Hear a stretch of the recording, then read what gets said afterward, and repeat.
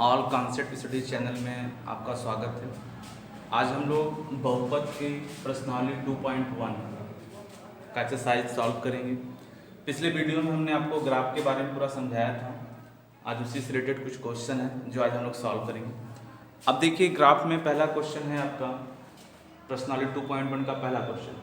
Graph में दिए गए शून्यकों की संख्या ज्ञात करें।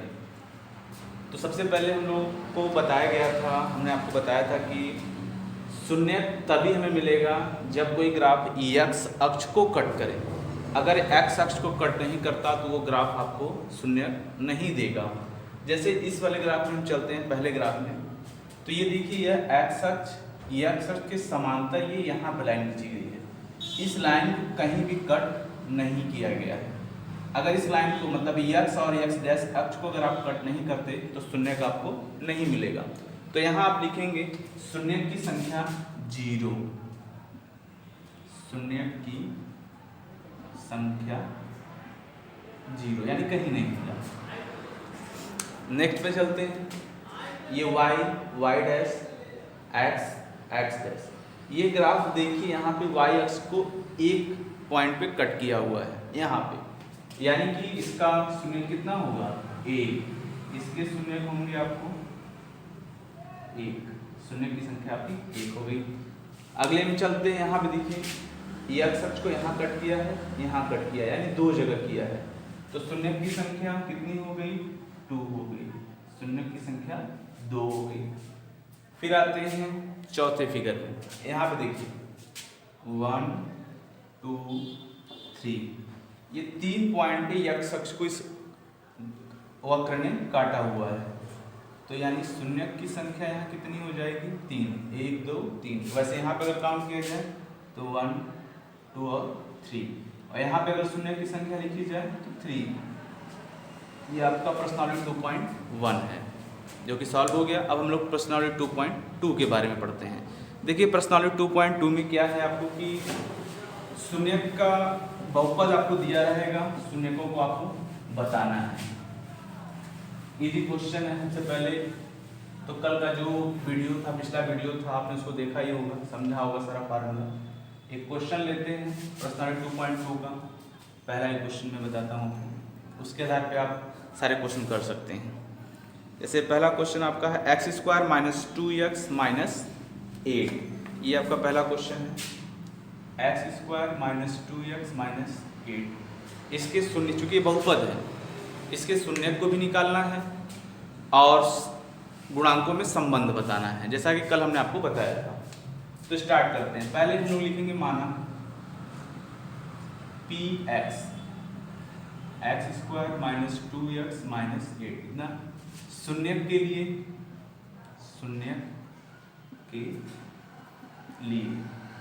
px का वैल्यू 0 होता है। px किसके बराबर है, x² - 2x - 8 = 0। अब इसी को हमें सॉल्व करना है, इसका गुणनखंड करना है।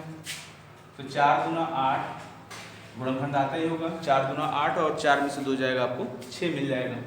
तो यहाँ पे 4x + 2x, 4 गुणा करने पे, इन लोग गुणा करने पे आना चाहिए, और 4 में से 2 माइनस होगा तो -2 बचता है। ये तो गुणनखंड आपको पता ही होगा, -8 = 0।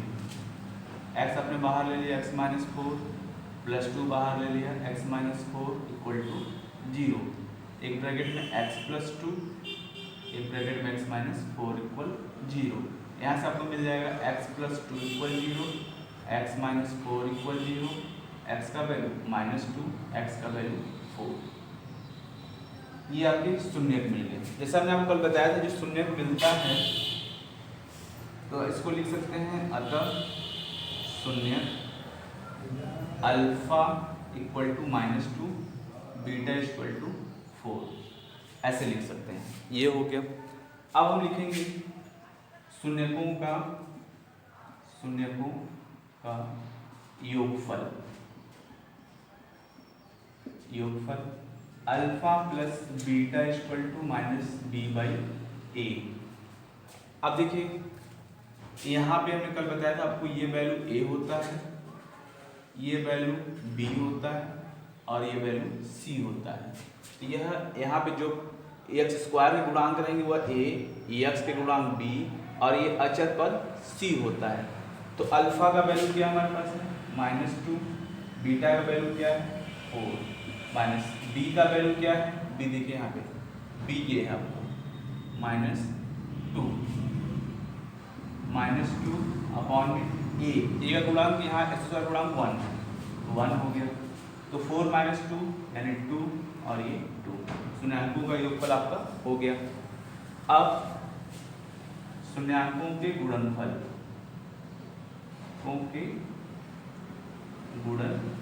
फार्मूला होता है alpha beta equal to C/A, C मतलब अचर पद।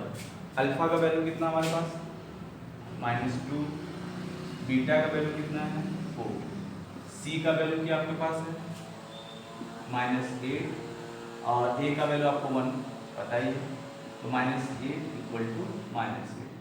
ये यहाँ पे संबंध हो गया। संबंध में आपको ये दिखाना है कि दोनों का ही वैल्यू सेम आता है, चाहे हम योगफल से निकाल लें या फिर गुणांकों की मदद से निकाल लें, वैल्यू दोनों का सेम आता है। ये आपका पहला क्वेश्चन था। अब उसमें का तीसरा क्वेश्चन मैं आपको बता देता हूँ, सारा तो नहीं, अब कुछ करेंगे, 1-2 क्वेश्चन में सॉल्व करा देता हूँ। चलिए तीसरा क्वेश्चन देखते हैं।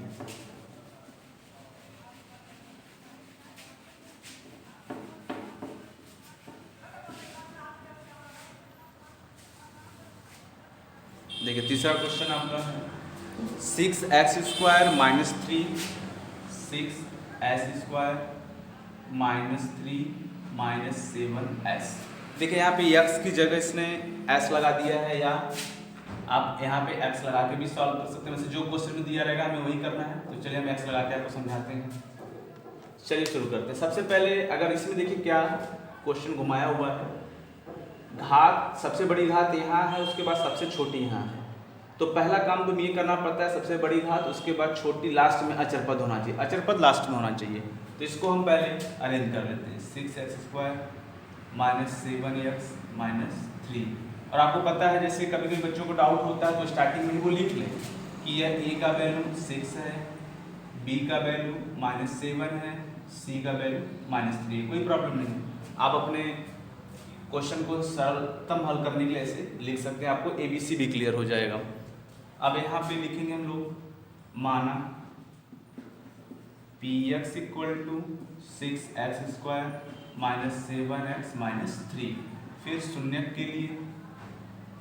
शून्यकों के लिए Px किसके बराबर होना चाहिए, 0 के बराबर होना चाहिए। Px किसके बराबर, x² - 7x - 3 = 0। अब इसका हमें गुणनखंड करना है। गुणनखंड तो आपको आता ही है, गुणनखंड हम करके देखते हैं क्या होगा यहाँ पे। वैसे तो गुणनखंड देखिए यहाँ पे नंबर है, इसका इंटू यहाँ करते हैं, 6 3 18, 6 3 18 हो गया, तो 9 दूना 18, 9 में से हो जाता है 7, ये तो आपको पता ही है। 6x² - 9x + 2x - 3 = 0। अब यहाँ से हम कॉमन लेंगे, यहाँ से कॉमन लेते हैं, यहाँ लेंगे 3x, ये बचेगा, यहाँ से कोई कॉमन नहीं, 1 2x - 3 = 0। 3x + 1 एक ब्रैकेट में, 2x - 3 = 0।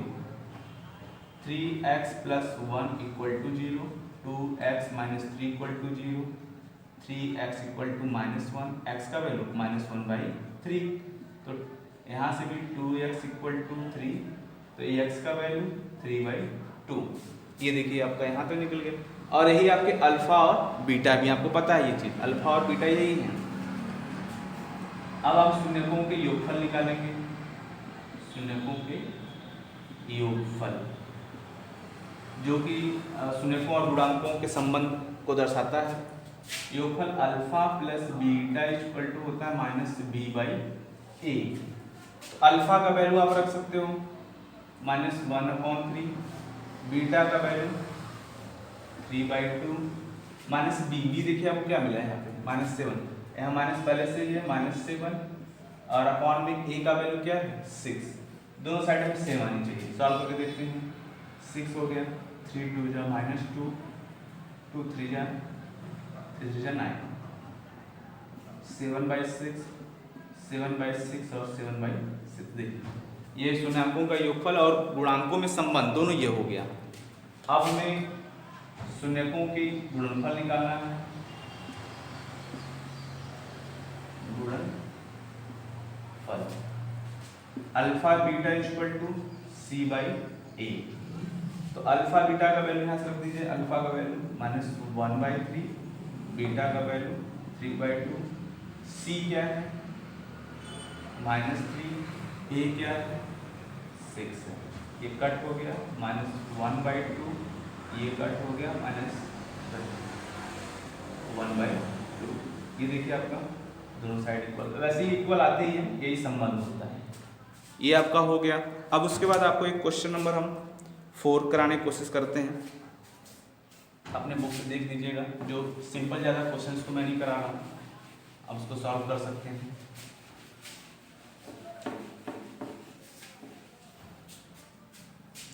अगला आपका है 4u² + 8u, इसको सॉल्व करना है। तो देखिए यहाँ पे हमने कहा आपको स्टार्टिंग में आप ABC निकाल सकते हैं। ax² का जो गुणांक, मतलब यहाँ u² है तो यह a होगा, यह b होगा, c दिया ही नहीं तो c = 0, क्योंकि हमें लास्ट में पद दिया नहीं तो हम 0 मानते हैं उसको। शून्यकों के लिए px = 0, 4u², 8u = 0, 4u common कर लेंगे, u + 2 कॉमन लेना आपको पता ही होगा, 4u = 0, u + 2 = 0, तो यहाँ से u का वैल्यू 0, u का वैल्यू -2, ये आपके अल्फा और बीटा के वैल्यू निकल गया। अब हमें जो निकालना था शून्यकों का योगफल अल्फा + बीटा = -b/a। अल्फा का वैल्यू देखिए 0, बीटा का वैल्यू -2, -ba, तो देखिए -b का वैल्यू क्या है, अरे सॉरी यहाँ प्लस है, और b का वैल्यू क्या है यहाँ पे -8 अपॉन में a का वैल्यू क्या है 4, तो यहाँ पे आपको -2 कट कर देंगे, -2, ये वैल्यू हो गया। दूसरा शून्यकों का गुणनफल क्या होगा, अल्फा बीटा = c/a।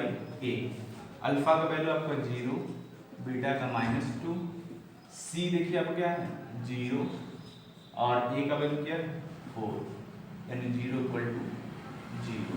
ये शून्यकों, और देखिए यह शून्यकों का योगफल है और ये गुणांकों का संबंध है। ये गुणांकों के फार्मूले से बन के दोनों इक्वल होते हैं, तब हमारा क्वेश्चन सही माना जाता है। चलिए आज के लिए इतना ही, उसके बाद फिर आपको जो प्रॉब्लम होगा आप हमें बताइएगा, हम उसको सॉल्व करके देंगे, और कोई भी क्वेश्चन हार्ड लगे उससे हमें ज़रूर बताइए, हम उसका सलूशन करने की कोशिश करेंगे। एक क्वेश्चन और मैं देख लेता हूँ, थोड़ा सा अलग लग रहा है, उसको भी बता देता हूँ, आपको प्रॉब्लम ना हो।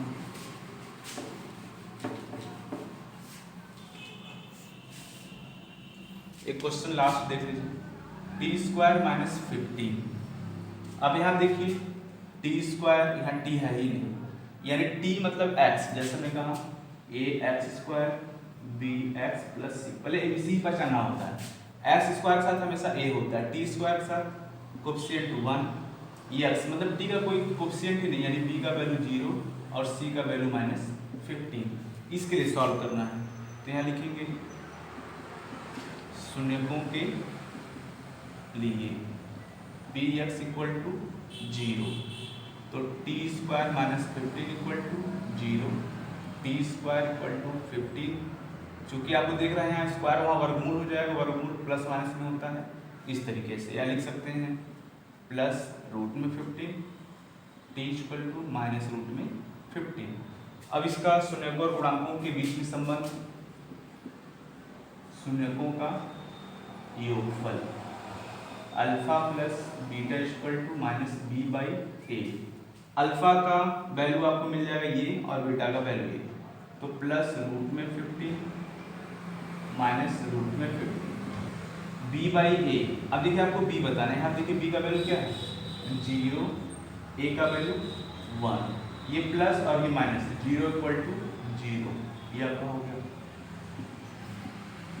शून्यकों का गुणनफल alpha beta equal to C by A.